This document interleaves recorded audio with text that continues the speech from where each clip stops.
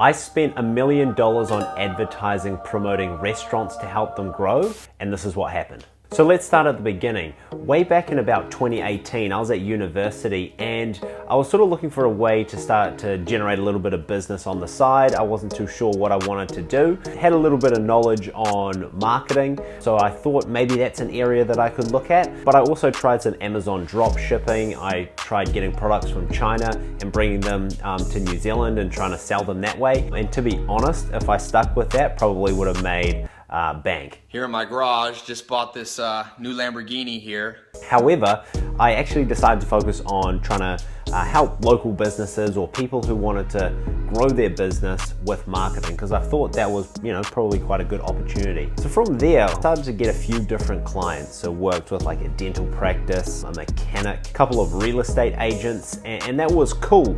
But I sort of started to realize that I'm not a specialist at helping all of these different industries. So from there, I stumbled onto a restaurant that wanted some help with some marketing, and that restaurant's name was Miss Claudie's. The owners were super cool. They decided to give me a shot, and I ran a campaign for them, and it worked really, really well.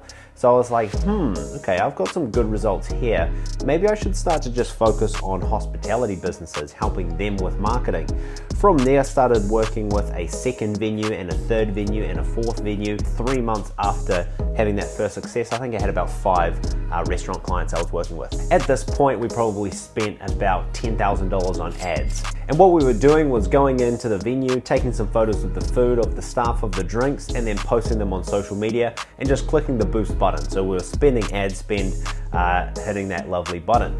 But it got to the point where after a little while, clients were starting to leave, and I was a little bit unsure as to why, because we were taking great photos, we were boosting, getting lots of impressions, but it got to the point where a client said, look, I just don't know if there's a return off the back of what you're doing for me, Daniel, right? How do I know that customers coming through my door are a result of what you're doing? All I see is the payments going to you every month, and I don't like that feeling, so I'm gonna cut this off here. And so that was quite a big turning point. We realized if we're going to do marketing for businesses, they probably want to be able to track a return off the back of the marketing we do. So at this point, we tried to find a solution. So we looked over to the United States and we found a lot of people over there were doing marketing for restaurants. And what they would do was run advertising on social media, give coupons to people who clicked on those ads. Then they could track how many redemptions came off the back of those coupons, and they could calculate a return on investment for the client. That was a very cool idea. So we started to do that, and we started to get a lot of clients with that strategy. And this probably got us up to about $100,000 in ad spend across the portfolio of clients we'd work with up until that point. And the strategy we were using to actually get these clients was we would call them up or we'd knock on their door and say, hey, I want to do a free photo shoot for you. We'd do a free photo shoot. Then off the back of that photo shoot, we'd say, hey, we can help get more customers coming through the doors. Can I show you how we would help? And then we'll give them a brief overview of what we would do, and we'll charge them a monthly fee to do that. And we had an opportunity to go over to Australia for a big hospitality group over there. And we decided, look, let's just do free photo shoots for all 50 of the venues that they have over there. And we spent all our money, bought some plane tickets, bought some accommodation, and traveled around doing free photo shoots at 50 different venues all across Australia. Open your boxes. 1, 2, 3.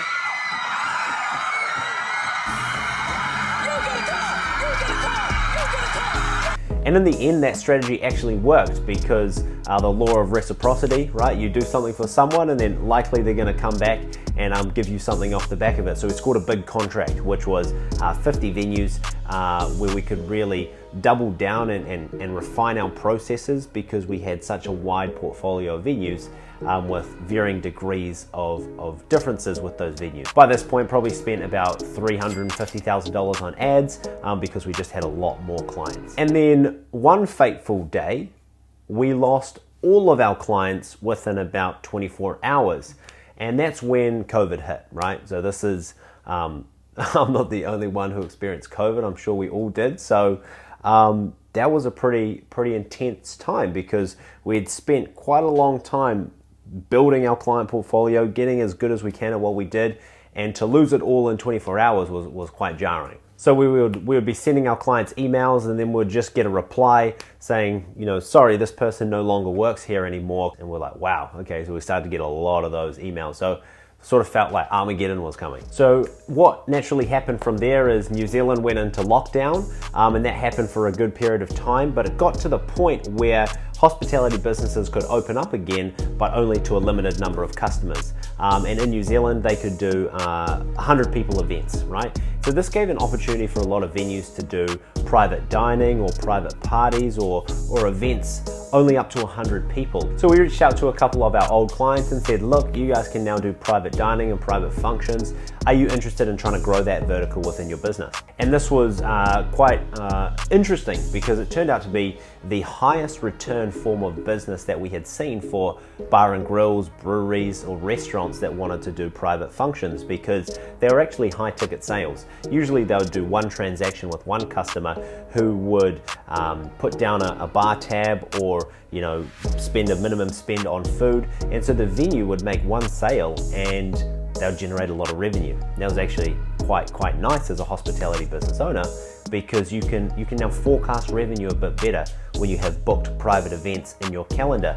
And so it removes those ebbs and flows of natural hospitality business, which happens if it's raining or sunny or winter or summer, what have you. So off the back of this sort of new discovery and new learning of private functions or private events, we expanded across Australia, expanded to the United States, and started to get clients from all different countries, helping them grow their private function or private event side to their hospitality business. And in 2022, we crossed over $1 million in ad spend for our clients, which is pretty cool.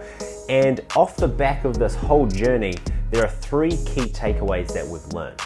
Firstly, if you can figure out a way to sell high ticket off the back of the advertising that you're going to do, not only is it going to make advertising a lot easier because you're dealing with larger transactions, what this does is it allows you to reinvest money that you generate from closed deals back into advertising and allows you to scale up a lot quicker. The second big learning that we had was the number one factor that determines a hospitality business's success when it comes to marketing and promoting themselves is fundamentally how good the business is at what the business is supposed to do. Keeping customers happy, generating new customers off the back of positive word of mouth, and just having a really good core business. The stronger the venue's reputation, the easier it is going to be to grow, because marketing will only ever accelerate the truth of the business. The third big takeaway or learning that we had was hospitality, as I'm sure you know, is a very word of mouth driven industry. Like friends tell friends, family tell family about the good spots that they like. This is a fundamental truth of hospitality. So marketing